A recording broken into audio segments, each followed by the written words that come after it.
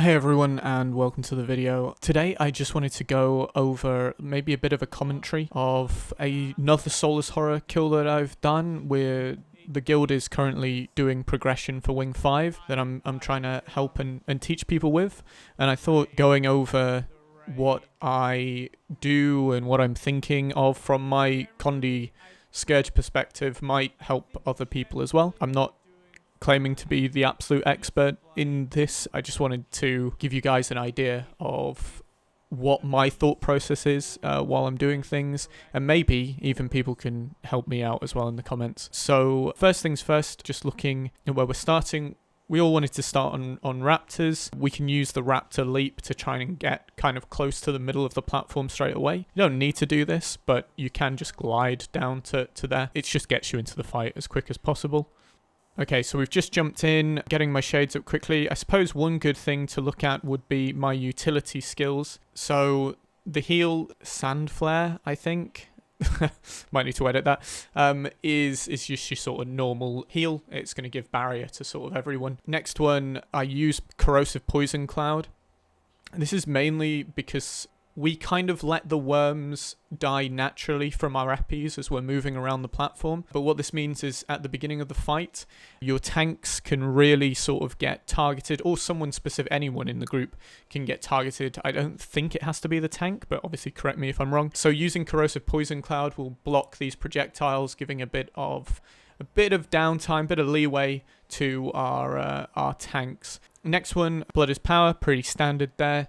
You use that to basically just transfer a bit of torment and bleeding over. And then finally, well, not finally, Sand Swell next. I use this mainly as like a major panic button. I don't think we actually need to use this in the fight, but it's there in case our path out is blocked by golem pools and a wall comes.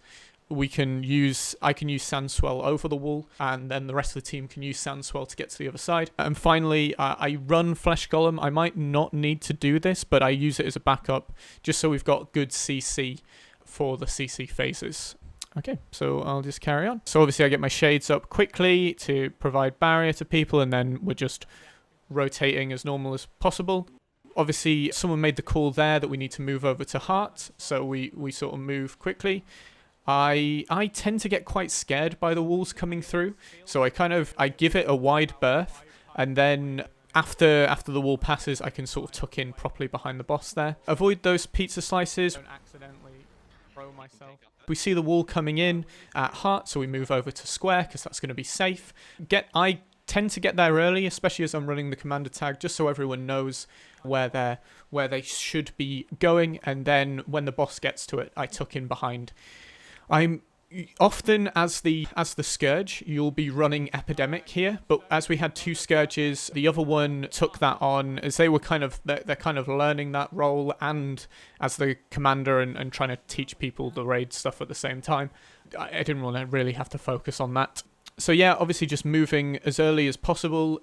One thing that I generally say to our squads is if someone makes maybe not the best call, so for example, that wall that was just about to come there before the CC bar was closer to Square, but we went to Square anyway, even though Circle would have been safe. Even if the wrong call is made, it's often better to kind of run with it anyway, just so everyone's together and you can get the healing all together, and you know, if anyone goes down, you can res them quickly and all that kind of stuff. So CC bar comes up, gone very quickly. Obviously, you know, we've got a lot, especially with the Flesh Golem going on there. Another wall coming in, over to Arrow, happy days, wait for the boss to get to us, tuck in behind again. We haven't really had many problems with scythes right now, but that might become an issue later. I'm kind of looking around to see where the next wall is going to spawn, trying to figure out where we're going, and then over to Circle. Again, Square might have been safe, although there is a bit of a golem puddle going on there. There's still a worm up, so that's just going to get epi'd down when the next golem comes. I can take whenever. Yeah, please. Wall comes in, but we're safe where we are. Just make sure to tuck in as the as it's coming through. Someone down, but they're safe anyway, so it's not the end of the world. Get that res as quickly as possible.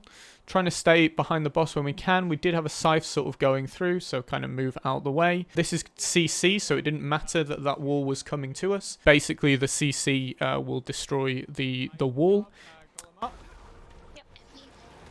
Get another res. Happy days. Golem puddle's pretty close, but we're safe where we are.